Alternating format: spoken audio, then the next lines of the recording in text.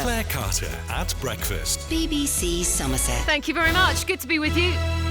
7:33. Now, a service to support people in the county living in some of the most difficult and chaotic situations says it's already making a big difference 6 months in. Step Together was launched earlier this year and focuses on helping people who might be coping with drug and alcohol addiction, poor mental health and homelessness, or maybe all of those things at once. Molly is from Minehead and is one of the people who's used the service. It's quite informal still.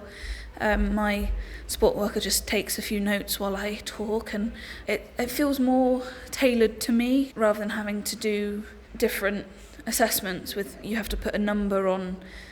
We've got recovery stars that you have to complete every however long, and you have to put a number on things like emotions and etc, etc, and I found that really difficult. With Second Step, I feel it's more personal and tailored to me. Your politics reporter James Craig has been meeting some of those running the Step Together service, including Natalie Ellis-Marazzi, who works as a recovery coach. Natalie told James what that means. My role is to meet with clients and find out where they're at in their in their life, what they're finding difficult, and how I can help them to find a network basically to move forward so they can live a happier kind of life, really. And that presumably can mean different things to different people because everyone's going through different things.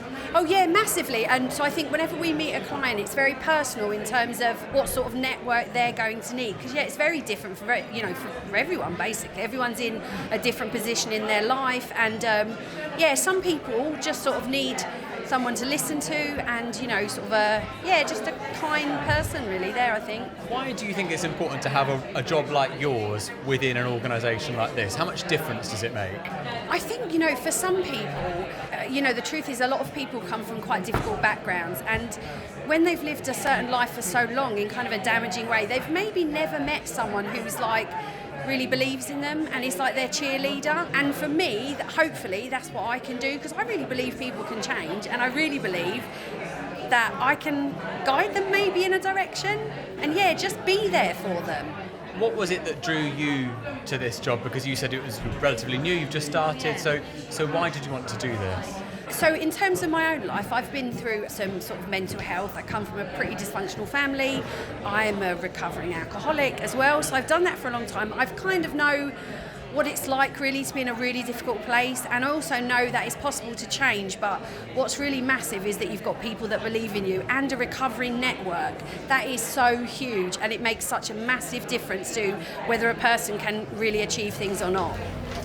What we're absolutely determined to do is to deliver a really innovative service in Somerset for people who often have been overlooked or have struggled to get into services.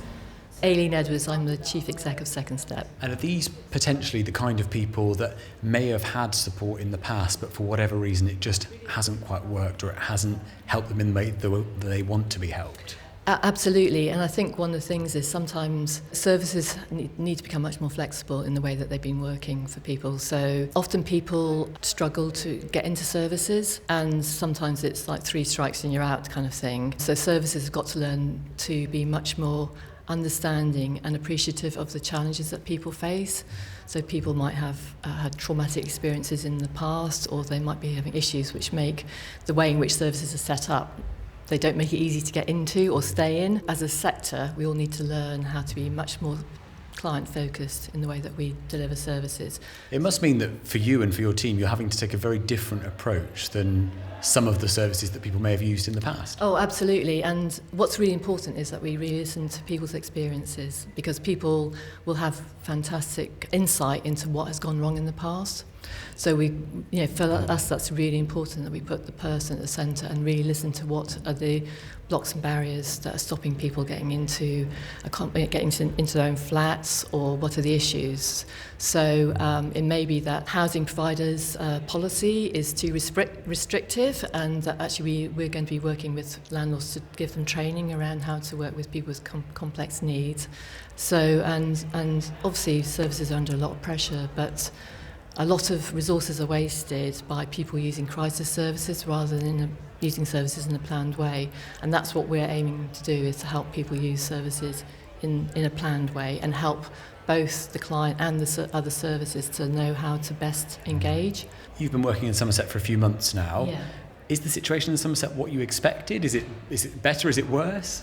There's a lot of need. That's one thing. We knew that, but that's been reinforced by when we're delivering a service is what the need is. Lots of need, and also because Somerset is a rural county, a lot of isolation and loneliness, and that's one of the big issues in Somerset. And also there's some voluntary sector organisations, but there's not a lot of resource going into the voluntary sector and into community, and that's really important. So people, if they're living in a community, they know they've got this support around them. Aileen Edwards, the Chief Executive of the charity Second Step, talking to your politics reporter James Craig. This is an event that happened earlier, and actually earlier this year it launched a new service called Step Together. In around an hour's time, you're going to be hearing from a man from Wells who's been helped by it as well, and I think how this can go on to help many others with complex issues, so I hope you can stay tuned.